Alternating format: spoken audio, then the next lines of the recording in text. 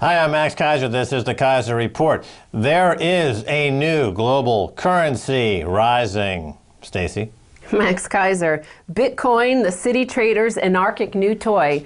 Financial traders have a new toy, Bitcoin, a digital currency variously dismissed as a Ponzi scheme or lauded as the greatest invention since the internet. Unlike conventional fiat money and other digital currencies, Bitcoin runs through a peer-to-peer network, independent of central control. It's called, Max, the anti-bank system because there are no bailouts of banks on Bitcoin. We've been covering Bitcoin for a while. It's the latest, greatest hope for some type of democratic expression on the internet that was first seen in the 1990s, but quickly got snuffed out by the MPAA and the RIAA.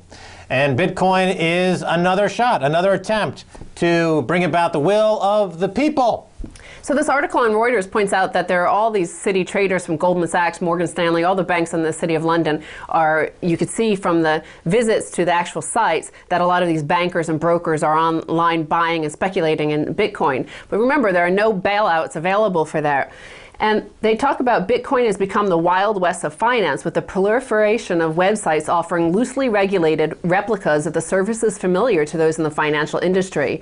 Perhaps the most notorious is Bitcoinica, a platform offering margin trading, short selling, and stop orders run by a 17-year-old Chinese high school student, Zhu Tong. Users can leverage their bets up to a ratio of 10-to-1 on Bitcoinica, meaning they can lose more than their initial investment. So to be Zhu Tong is to be wiped out financially. And we're going to turn now to a little new hip song, a rap song based on being Zhu Tong.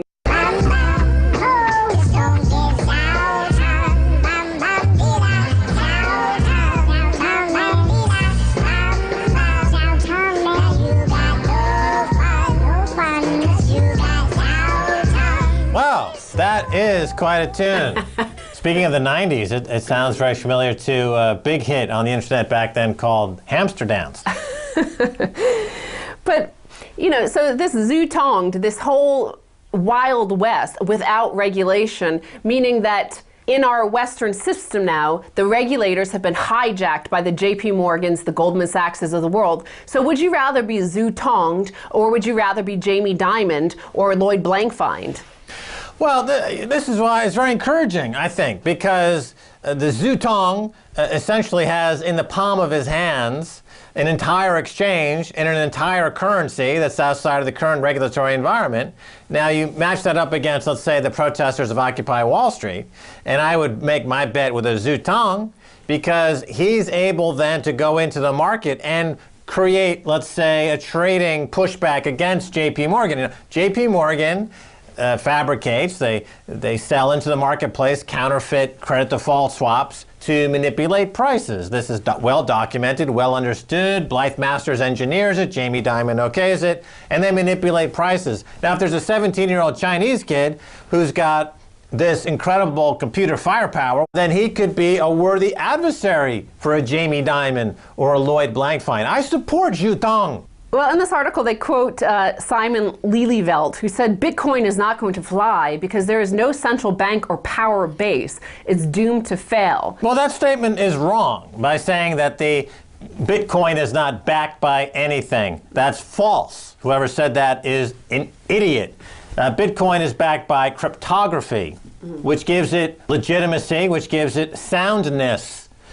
The US dollar, it truly is backed by nothing because anytime America needs to pay its bills for foreign creditors, it simply prints more dollars. That's why the BRIC nations want to create their own currency. That's why China is decelerating their purchase of dollars. That's why the US dollar is losing its status as world reserve currency, because the central bank in the US simply prints more whenever bills come due. So it is backed by nothing, and they severed the connection to gold back in 1971. So here's a currency, Bitcoin, that is backed by something of actual value. Cryptography. It has true anonymity and it has true scarcity value, the way it's constructed. Zhu Tong, the 17-year-old creator of Bitcoinica, is obviously going to go to war with Jamie Dimon. We can only hope that he doesn't get bought out along the way. Okay, so as I said, it's the opposite. It's the anti-bank. It's considered the anti-bank. And I asked also, would you rather be Zutonged or would you rather be Jamie Dimon? So let's move on to Jamie Dimon and JP Morgan. Why people hate the banks. So this is from Joe Nocera of the New York Times. And he said, a few months ago, I was standing in a crowded elevator when Jamie Dimon, the chief executive of JP Morgan Chase, stepped in. When he saw me, he said in a voice loud enough for everyone to hear, "Why does the New York Times hate the banks?" Well, Joe Nocera says, I would direct your attention to the Bible of your industry, The American Banker. On Monday, it published the third part in its depressing and infuriating series on credit card debt collection practices. And Max, this whole series was about the fact that JP Morgan, just very similar to the foreclosure crisis, was selling on so-called bad debts from JP Morgan Chase credit cards, but in fact they had none of the paperwork. They just sent it on to, kneecappers and debt collectors who were very aggressive, chasing people who had actually paid, in many times, their debts. It's not that they hate banks, they hate you, Jamie. They hate you because you've destroyed the good name of banking, because you've turned the idea of a bank into a predatory schlock house that goes about settling bucket shop derivatives to grannies and orphans and bankrupts them and laughs about it. So keep that in mind, okay? It's not banks, it's you. We hate you, Jamie, okay? You, your family, everyone who's a friend of yours, your whole frickin' compound of morons over there, we hate you. Yeah, that was the equivalent, I have to say, of Jamie Dimon. It's like a verbal fart in the elevator, and everybody was left with his stink in there, having to deal with his self-pity. No, I thought that was their 10K or their 10Q. It's like the equivalent of regulatory flatulence. And then the SEC takes a look at it and they have to hold their nose. Oh, here's Jamie's 10K again. Let's hold our nose. He sent us a big bag of dog poop again. So let's move on to another practice of being Jamie Dimon. JP Morgan Chase says it charged some accounts debit cards twice. JP Morgan Chase apparently double charged some debit cards, so it's actual cash, it's not credit. And they blamed a computer glitch. Well, that's the new repo scam. Remember Lehman Brothers, the Repo 105 scam? The little pet bank that they had on their side from Dick Fold that he did the overnight borrowing from it. The entire street works on this overnight commercial paper repo market. So Jamie Dimon, the banker or the individual that people hate, he figured out, you know what, we'll just debit a bunch of credit cards overnight. We'll take that as a repo. We'll roll over some commercial credit on the Forex exchange, and then we'll come back tomorrow morning and say it was a glitch, but we had the use of your money overnight and we rolled over some debt and ha ha ha. But this is a constant crime that JP Morgan is committing, is customer funds are seized over and over. It's very similar to the MF Global story. Now we're going to look at another headline where accidentally, oops, customer funds get commingled in JP Morgan's. Regulators expected to penalize JP Morgan over a Lehman collapse. The Commodity Futures Trading Commission is expected this week to file a civil case against JP Morgan. The bank is expected to settle the Lehman matter and pay a fine of approximately $20 million. While the penalty is significant for the agency, the sum is little more than a rounding error for a bank as large as JP Morgan. The Lehman action stems from the questionable treatment of customer money, an issue that has been at the forefront of the recent outcry over MF Global. JP Morgan was also intimately involved in the final days of that brokerage firm. Right. They steal money.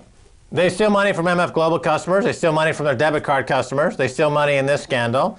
They steal money pretty much is the modus operandi of the bank. They're thieves. They're thieves. Jamie Dimon is a thief.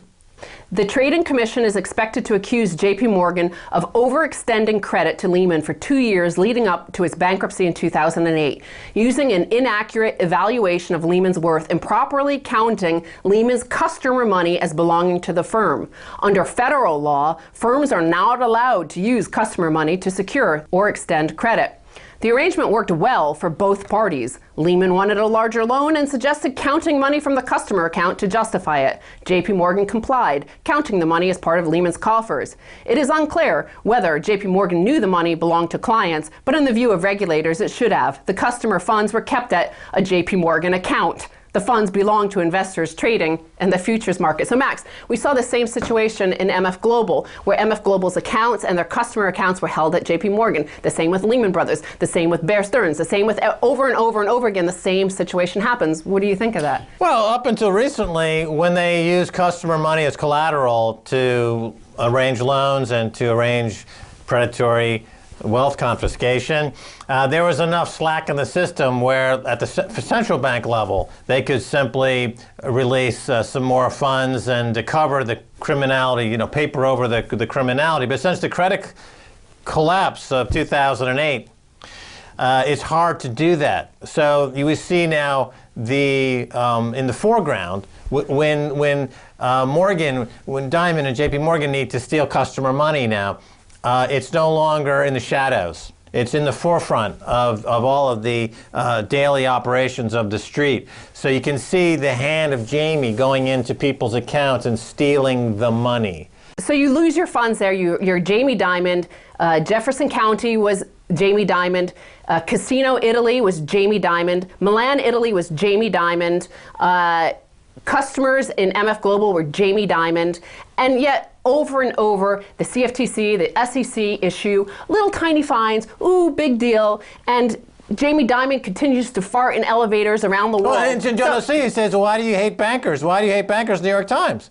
That's my point. He's not a banker. He's a social pariah. He's a parasite. A lot of people don't like having cancer either. That doesn't mean you should be in the elevator telling the New York Times that you support cancer. So let's look at this final headline here, Max, because I want to say, how do we address this issue where never can we ever touch these? Why does Jamie Dimon continue to Jamie Dimon funds around the world? Well, pupils are not afraid of new methods of punishment. Schools need new ways of disciplining badly behaved students because they are no longer afraid of current punishments, the Association of Teachers and Lecturers Conference was told. ATL member Julian Perfect said, "This is not a rallying call to start thrashing people left, right, and center, but when corporal punishment was abolished, nothing was put in its place that had equivalent deterrent powers." So I want to look at the fact that Glass-Steagall was overturned and nothing was put in its place. The same here, when corporal punishment was removed in 1986 in the UK, there was no other deterrent allowed, so students are out of control in the classroom. The same here. Jamie Dimon, Lloyd Blankfein, every single bank and broker on Wall Street in the City of London is out of control because there is no adequate deterrent since Glass-Steagall. Except in China, as we've covered. Yeah. The Chinese, when they find bankers that are stealing, the state executes them. So that's one thing China gets. All right, Stacey Herbert, thanks so much for being on the Keiser Report. Thank you, Max. Don't go away, much more coming your way, so stay right there.